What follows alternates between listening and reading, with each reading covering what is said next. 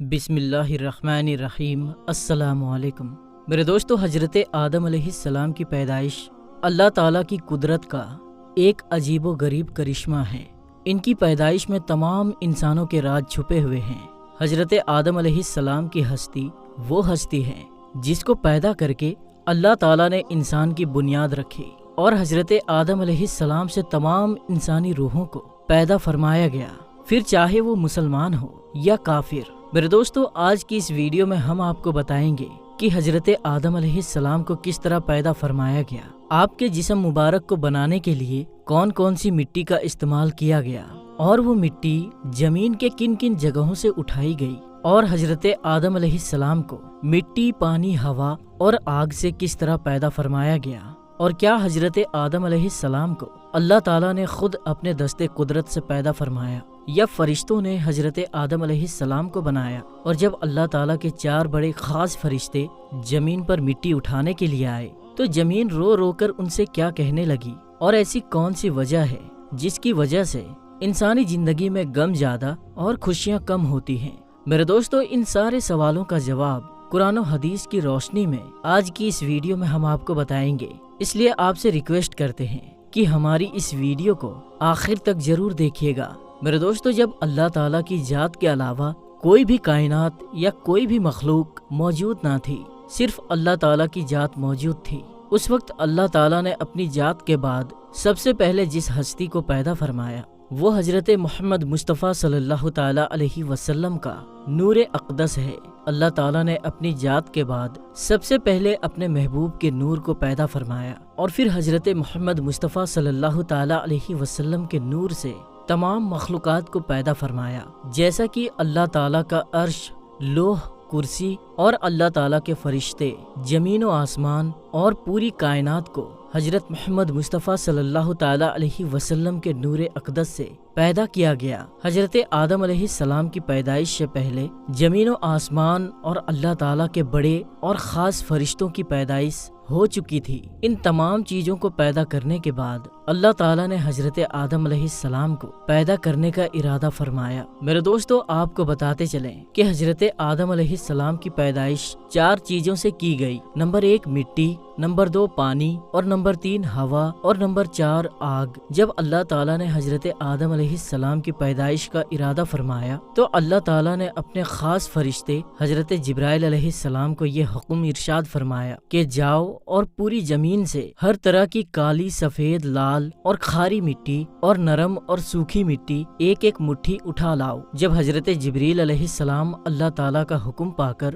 زمین پر آئے اور مٹی اٹھانے کا ارادہ فرمایا تو اس وقت زمین نے حضرت جبرائیل علیہ السلام سے مٹی اٹھانے کی وجہ پوچھی۔ اس وقت حضرت جبرائیل علیہ السلام نے زمین کو سب کچھ بتا دیا۔ زمین نے عرض کیا کہ میں اس خدا کی پناہ چاہتی ہوں کہ تم مجھ سے مٹی اٹھا کر اس سے انسان بناؤ، اور جس کی وجہ سے میرا کچھ حصہ جہنم میں جائے۔ اس طرح زمین رو رو کر حضرت جبرائیل علیہ السلام کے سامنے خدا کی پناہ مانگنے لگی، تو حضرت جبرائیل علیہ السلام مٹی کو اٹھائے بغیر ہی اللہ تعالیٰ کی بارگاہ میں واپس لوٹ گئے، اور جا کر اللہ تعالیٰ کی بارگاہ میں عرض کی، یا رب العالمین، زمین نے تیری عزت کی پناہ چاہی تو میں نے تیرے نام اور عزت کے ادب کی وجہ سے اس کو تیری پناہ دے دی، اور میں مٹی اٹھائے بغیر ہی واپس چلا آیا۔ اس کے بعد اللہ تعالیٰ نے حضرت اسرافیل علیہ السلام اور حضرت میکائیل علیہ السلام کو باری باری بھیجا، لیکن یہ دونوں فرشتے بھی اسی وجہ سے خالی ہاتھ واپس لوٹ آئے، کیونکہ زمین نے ان سے بھی اللہ تعالیٰ کی پناہ چاہی، تو ان دونوں فرشتوں نے بھی اللہ تعالیٰ کے نام اور ادب کی وجہ سے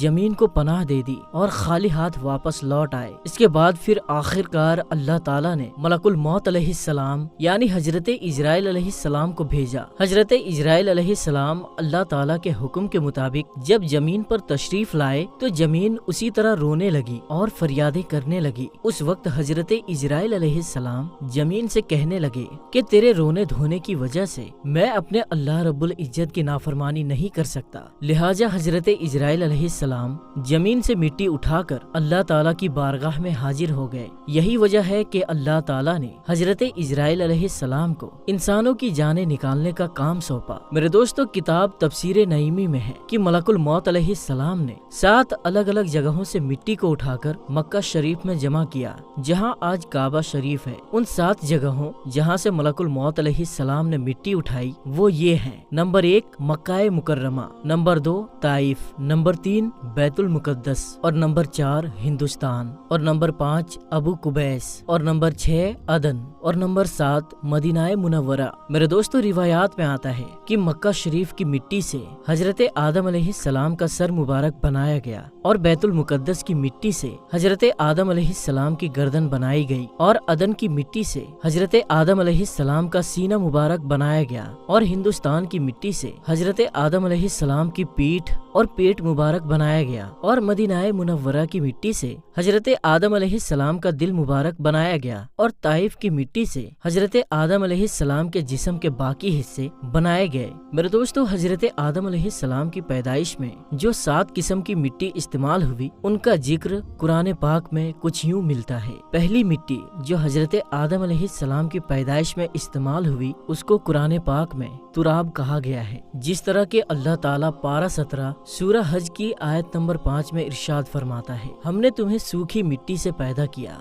मेरे दोस्तों, तुराब ऐसी मिट्टी को कहते हैं जो सूखी हो। और दूसरी मिट्टी जो हजरत आदम अलैहिस्सलाम की पैदाइश में इस्तेमाल हुई, उसका जिक्र कुरान पाक में 3 लफ्ज से मिलता है। 3 उस मिट्टी को कहते हैं जो भीगी हुई मिट्टी हो या नरम मिट्टी हो। जिस तरह के अल्लाह ताला पारा नंबर 23 सूरह 7 की आयत नंबर 17 में इरशाद फरमाता है, मैं मिट्टी से इंसान बनाने वाला हूँ। मेरे दोस्तों, 3 अरबी जुबान का लफ्ज है जिसके माने गीली या भीगी हुई मिट्टी है। ये मिट्टी जहाँ भी होती है उस जमीन को हरा भरा कर देती है। ये मिट्टी जमीन के अंदरूनी हिस्से में होती है, जैसे कि हमारे जिस्म के ऊपर वाली चमड़ी और नीचे वाली चमड़ी, जिसकी वजह से हमारे जिस्म से बाल निकलते हैं। और तीसरी मिट्टी जो हजरत आदम अलैहिस्सलाम की पैदाइश में इस्तेमाल हुई वो हमाइन है, जैसा कि अल्लाह ताला कुरान पाक की सूरह हजर की आयत नंबर 26 में इरशाद फरमाता है, और बेशक हमने इंसान को बजती हुई मिट्टी से बनाया जो असल में एक काली बदबूदार गारा थी। चौथी किस्म की मिट्टी जो हजरत आदम अलैहिस्सलाम की पैदाइश में इस्तेमाल हुई उसको मसनून कहा जाता है। मसनून वो गारा है जो पानी में कई दिन रहने की वजह से बदबूदार और सियाह हो चुका हो। पांचवी मिट्टी जो हजरत आदम अलैहिस्सलाम की पैदाइश में इस्तेमाल हुई वो तीनुल अजब है, यानी लेसदार मिट्टी। जिस तरह के अल्लाह ताला सूरह साफात की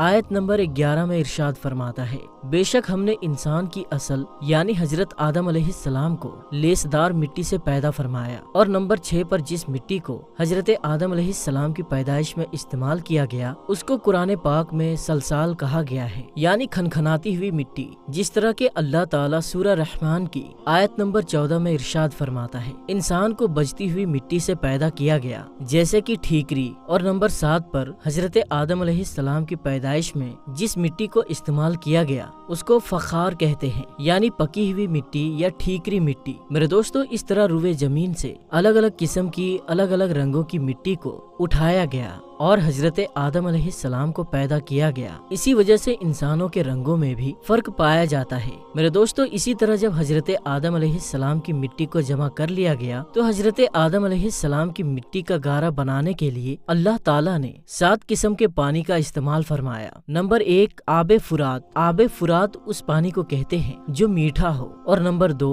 आबे उजाज। आबे उजाज उस पानी को कहते हैं जो खारा पानी हो। और नंबर 3 आबे सलसबील। आबे सलसबील उस पानी को कहते हैं जो पाक और शफाक और खुशनुमा पानी हो। और नंबर 4 आबे तस्नीम। आबे तस्नीम उस पानी को कहा जाता है जो खुशबूदार पानी हो। और नंबर 5 आबे रहीक। आबे रहीक उस पानी को कहते हैं जो पाक नशेदार पानी हो जैसे कि जन्नती शराब। और नंबर 6 आबे कौशर। आबे कौशर ऐसा पानी है जिसको पीते ही इंसान दुनिया का दुख दर्द भूख प्यास सब कुछ भूल जाता है, जैसा कि अल्लाह ताला कुरान पाक में इरशाद फरमाता है, इन्ना आतैना कल कौसर। बेशक हमने तुम्हें कौशर अता किया। और नंबर 7 आबे रहमत। आबे रहमत उस पानी को कहते हैं जो रहमत वाला पानी हो। इस तरह हजरत आदम अलैहिस्सलाम की मिट्टी को जमा करने के बाद इन तमाम पानियों को शामिल करके हजरत आदम अलैहिस्सलाम की खमीर की मिट्टी को गूंदा गया میرے دوستو جب اس طرح حضرت آدم علیہ السلام کا گارا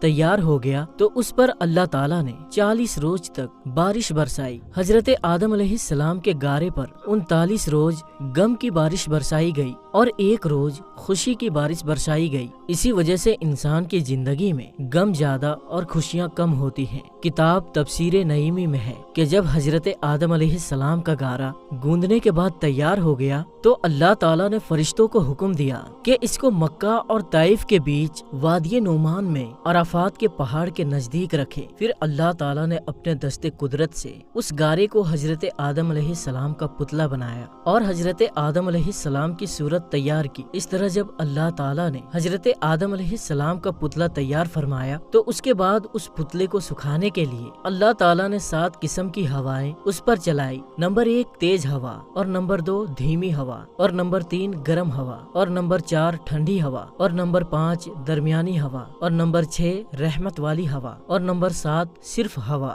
ان 7 قسم کی ہواؤں کی وجہ سے جب حضرت آدم علیہ السلام کا پتلا سوکھ گیا جس کو مٹی اور پانی سے بنایا گیا تھا حضرت آدم علیہ السلام کی اس پتلے کو، تو اب حضرت آدم علیہ السلام کے اس پتلے کو پکا کرنے کے لیے اللہ تعالیٰ نے اس پتلے کو 7 قسم کی آگ سے گزارا۔ نمبر 1 کالے رنگ کی آگ، اور نمبر 2 لال رنگ کی آگ، اور نمبر 3 پیلی آگ، اور نمبر 4 نیلی قسم کی آگ، اور نمبر 5 دھوئیں والی آگ، اور نمبر 6 بغیر دھوئیں والی آگ، اور نمبر 7 تیز اور دھیمی آگ۔ ان 7 قسم کی آگ سے حضرت آدم علیہ السلام کے پتلے کو گزار کر مضبوط کیا گیا۔ میرے دوستو اس طرح جب حضرت آدم علیہ السلام کا پتلا مٹی، پانی، ہوا اور آگ سے بن کر بالکل تیار ہو گیا، جب حضرت آدم علیہ السلام کی صورت تیار ہو گئی تو فرشتے اس صورت کو دیکھ کر حیران ہونے لگے اور تعجب کرنے لگے، کیونکہ انہوں نے اس سے پہلے ایسی خوبصورت صورت کو نہیں دیکھا تھا۔ اور جب ابلیس حضرت آدم علیہ السلام کے پتلے کے پاس آیا تو اس کے چاروں طرف گھوم کر بولا کہ اے فرشتوں، تم اس کو دیکھ کر تعجب کیوں کرتے ہو؟ یہ تو ایک اندر سے خالی جسم ہے جس میں جگہ جگہ سوراخ ہے، اور اس کی کمزوری کا حال یہ ہے کہ اگر بھوکا ہو تو گر پڑے گا اور اگر خوب سیر ہو تو چل نہ سکے گا۔ اس کے بعد ابلیس بولا کہ اس کے سینے کی بائیں طرف ایک دل ہے، یہ خبر نہیں کہ اس میں اللہ تعالیٰ کیا رکھے گا۔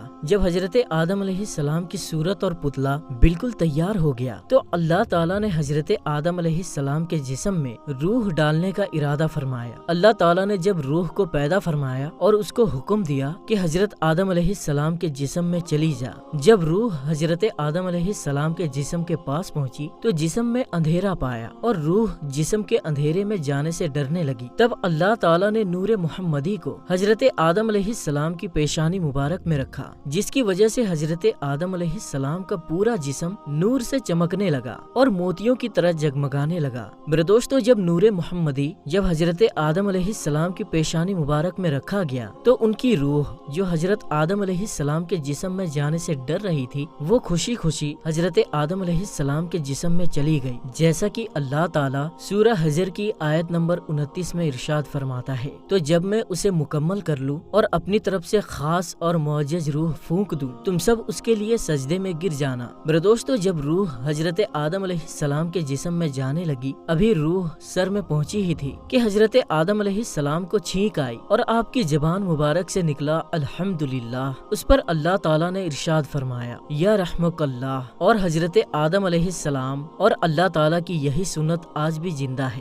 جب روح حضرت آدم علیہ السلام کی کمر تک پہنچی تو حضرت آدم علیہ السلام نے اٹھنا چاہا مگر گر پڑے، کیونکہ نیچے کے حصے میں روح ابھی نہیں پہنچی تھی۔ اس پر اللہ تعالیٰ نے ارشاد فرمایا کہ بے شک انسان جلد باز پیدا کیا گیا، اور جب روح حضرت آدم علیہ السلام کے جسم میں پورے طور پر اندر چلی گئی اور تمام بدن میں پھیل گئی تو اللہ تعالیٰ نے حضرت آدم علیہ السلام کو حکم فرمایا کہ فرشتوں کے پاس جاؤ اور جا کر ان کو سلام کرو اور سنو کہ وہ تمہیں کیا جواب دیتے ہیں۔ تب حضرت آدم علیہ السلام فرشتوں کے پاس تشریف لائے اور السلام علیکم فرمایا تو فرشتوں نے جواب دیا وعلیکم السلام۔ اس وقت اللہ تعالیٰ نے حضرت آدم علیہ السلام سے ارشاد فرمایا، یہی الفاظ تمہاری اور تمہاری اولاد کے سلام کے لیے طے کیے گئے۔ حضرت آدم علیہ السلام نے اللہ تعالیٰ کی بارگاہ میں عرض کیا، یا رب العالمین، میری اولاد کون ہے؟ تب اللہ تعالیٰ نے حضرت آدم علیہ السلام کی پیٹھ مبارک پر اپنا دست قدرت پھیرا۔ اس وقت تمام انسانی روحیں حضرت آدم علیہ السلام کے جسم سے باہر نکل آئی اور حضرت آدم علیہ السلام نے ان تمام روحوں کو دیکھا۔ میرے دوستو، اس طرح حضرت آدم علیہ السلام کی پیدائش ہوئی۔ اللہ تعالیٰ سے دعا ہے کہ اللہ تعالیٰ